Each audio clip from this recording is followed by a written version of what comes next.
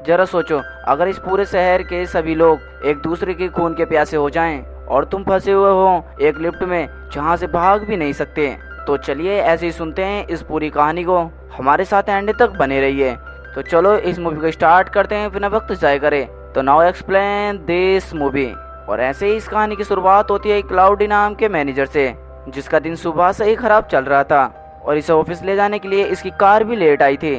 तभी रेडियो पर खबर आई कि जगह जगह पर मारपीट और दंगे फसाद की खबरें आ रही हैं और इसे सुनते ही उसकी चिढ़ बढ़ रही थी। तभी उसके पास सारा का फोन आता है और सारा कहती है कि तुम्हारा क्लाइंट तुम्हारा बहुत देर से इंतजार कर रहा है, तुम इस टाइम कहाँ पर हो। और क्लाउडियो ने कहा, तुम क्लाइंट को थोड़ी देर रोक कर रखो, मैं बस अभी थोड़ी देर में पहुंच रहा हूँ।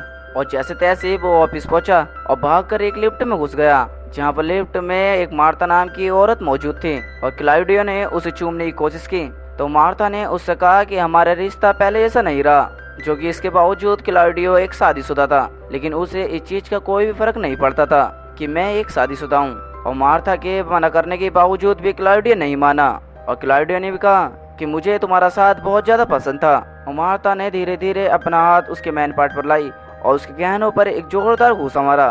तभी इसके बाद उसकी पत्नी लोरेना का फोन आया और इसकी बीवी फोन पर कहती है कि इस शहर में अचानक से दंगे फसाद हो रहे हैं, तुम बस सेफ होकर रहना। तभी अचानक से बीच रास्ते में लिफ्ट रुक जाती है और क्लाउडियो ने इस लिफ्ट पर ज्यादा ध्यान नहीं दिया था, क्योंकि पिछले महीने ऐसा हो चुका था। और उसकी बीवी ने फोन पर कहा था कि अगर तुम घर पर आओ तो एक बोतल दूध ले आना। तो क्लाउडियो अपनी बीवी की बात सुनकर बहुत ज्यादा ऐंठने लगा। बड़ी अजीब औरत है। सुनो जी, शहर में जरा दंगे फसाद हो रहे हैं, तुम जरा सेफ होकर रहना। और हाँ, मार्केट जाते समय मुझे एक बोतल दूध ले आना, चाय बनानी है, घर पे मेहमान आए हुए हैं। और हाँ, जरा संभल कर आना, कभी तुम्हें सड़क पर कोई मार दे। पागल औरत। और उसने एक इमरजेंसी बटन दबाकर टेक्निकल से कहा कि मुझे जल्दी से ऑफिस पहुंचना है, मुझे देर हो रही है। और टेक्निकली ने कहा कि उसकी पावर गड़बड़ को ठीक कर रहे हैं, जरा थोड़ी देर रुकना पड़ेगा। और उसने सारा को फोन करके कहा, जब तक मैं न आऊँ तुम क्लाइंट को रोक रखना, बस मैं थोड़ी देर में आ रहा हूँ। तभी उसने एक सिगरेट जलाई और उसे बाहर से कुछ अजीब तरीके की आवाजें आने लगी और उसने मदद के लिए पुकारा, लेकिन उसकी बात सुनकर उसके पास कोई भी नहीं आया। तभी उसने टेक्निकल से बात की कि भाई इतना समय क्यों लग रहा है यार, भाई मुझे जल्दी से ऑफिस में पहुंचना है, मेरा क्लाइंट मेरा इंतजार कर रहा है। भाई साहब तुम्हें अपनी पड़िए, किसी गड़बड़ी की वजह से मैं अपने आदमी से बात नहीं कर पा रहा। तभी क्लाउडियो ने उन्हें फोन मिलाया और कहा कि भाई क्या हुआ, लेकिन टेक्निकल वालों को तो समझ में नहीं आ रहा था कि गड़बड़ी कहाँ पर है। तभी क्लाउडियो की कॉल कट जाती है। तभी इसके बाद क्लाउडियो ने यह फैसला अपने हाथ में लिया और इसके बाद उसने अपना कोट उतारा और उस दरवाजे को खोलने में जुट गया। और इतनी कोशिश करने के बावजूद वो पहला दरवाजा खोलने में कामयाब हो गया। और जैसे ही इसने दूसरा दरवाजा खोलने की कोशिश की, लेकिन वो दूसरा दरवाजा बीच में ही अटक गया। इसने एक बार फिर से मदद की गुहार लगाई, लेकिन इसके पास कोई भी नहीं आया।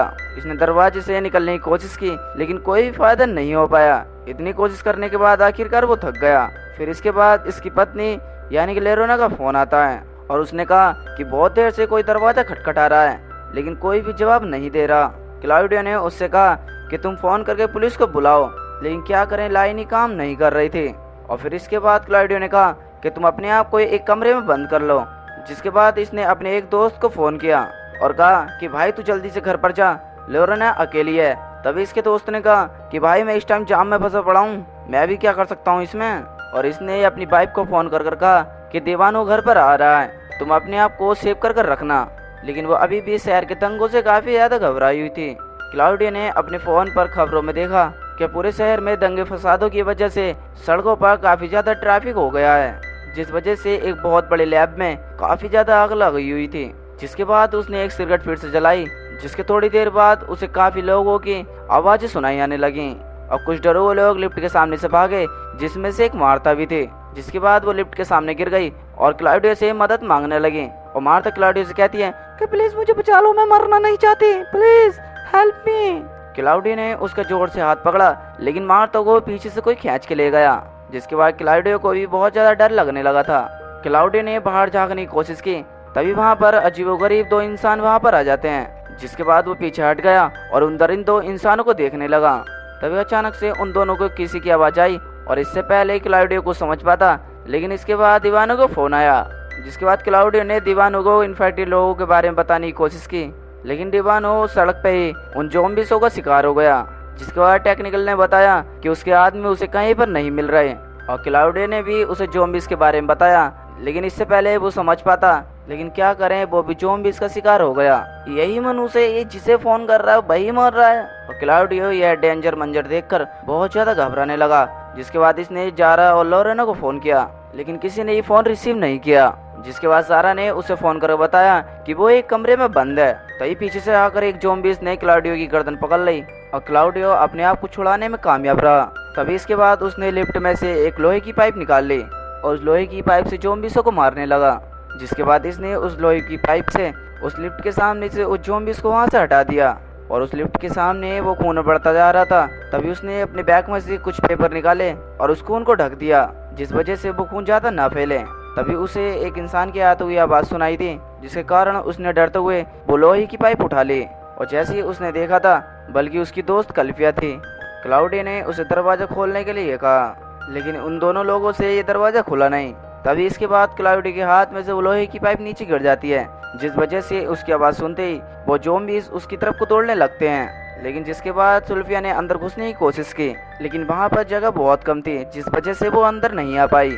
आखिरकार वो ज़ॉम्बीज़ के आने से पहले ही वो वहाँ से भाग गई और सुल्फिया के वहाँ से जाने के बाद एक ज़ॉम्बीज़ वहाँ पर आता है, जिस वजह से वो ज़ॉम्बीज़ क्लाउडियो को देख लेता है और उसे देखकर अंदर बढ़ने की कोशिश करता है। सुल्फिया ने पीछे से आकर ज़ॉम्बीज़ को वहीं पर मार डाला। कुछ ज़ॉम्बीज़ों ने पीछे से आकर सुल्फिया पे हमला कर दिया, जिस वजह से क्लाउडियो की आंखों के सामने सुल्फिया को बहुत ज्यादा बेरहमी से मार डाला।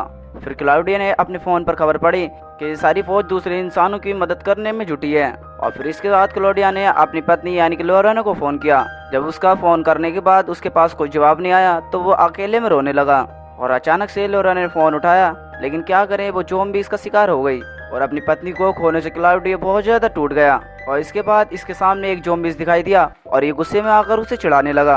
और फिर इसके बाद और ज़ॉम्बीज़ वहां पर आ गए, जिस वजह से क्लाउडियो ने वो लोहे का पाइप उठाया और उन ज़ॉम्बीज़ों को मारने लगा। तभी इसके बाद सारे ज़ॉम्बीज़ों की नज़र जारा पर पड़ी और फिर इसके बाद वो सारे ज़ॉम्बीज़ जारा की तरफ को भागने लगे और आखिरकार जारा भी उनके हत्थे पड़ गई।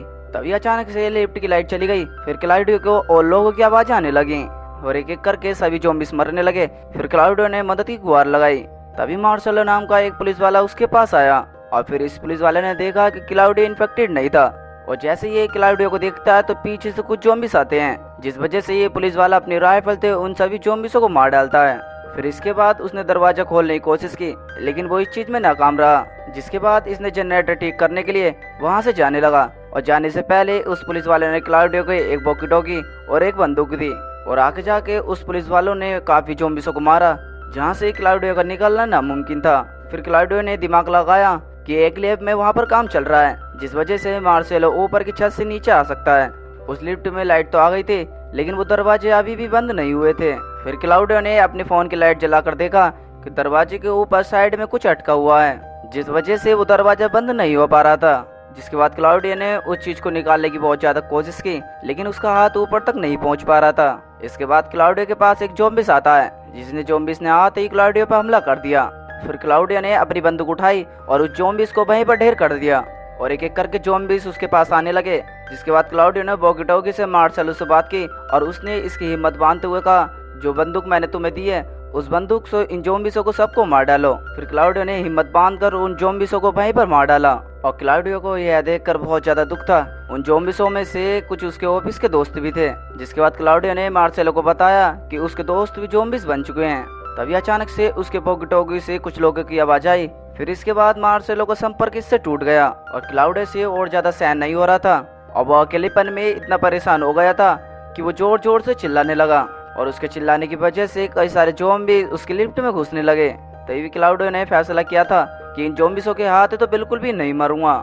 तभी इस लिफ्ट की छत पे से मार्सेलो की आवाज़ सुनाई दी। तभी मार्सेलो ने क्लाउडियो से कहा कि तुम इस छत को छोड़ दो, मैं इस छत से नीचे आ सकता हूँ। तभी क्लाउडियो ने उस लोहे के पाइप से उस लिफ्ट की छत को तोड़ दिया, जिस वजह से मार्सेलो नीचे आ गया और मार्सेलो ने नीचे आते ही और अपनी राइफल उठाकर उन ज़ॉम्बीज़ों को एक एक करके वहीं पर ढेर कर दिया और ये दोनों थक कर एक ही जगह पर बैठ गए, जिस वजह से क्लाउडियो ने देखा कि वो इन्फेक्टेड हो गया है। और फिर इसके बाद खैर दोनों ने सिरगट चलाई। फिर क्लाउडियो ने मार्सेलो से पूछा कि ये क्या हो गया।